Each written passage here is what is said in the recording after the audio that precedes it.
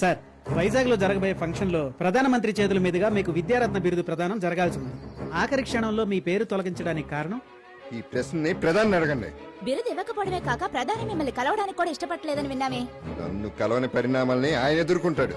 Sir, రాజకీయ వర్గాల్లో మీ పలుకుబడి తగ్గిందంటున్నారే. నా పలుకుబడిని నెక్స్ట్ ఎలక్షన్ లో చూపిస్తాను. సార్ సార్, తర్వాత ఎలక్షన్స్ కి ఇంకా 4 ఏళ్ల టైం ఉందే. ఎవడన్నా చచ్చిపోతే 4 నెలల్లో కూడా ఎలక్షన్స్ వస్తాయి. చాలా స్వామి, నాకు నిజం తెలియాలి.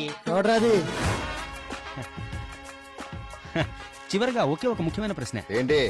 ఇప్పుడు మీకు రాకుండా పోయిన ఈ బిరుదు వాళ్ళుగా ఇచ్చింది కాదు,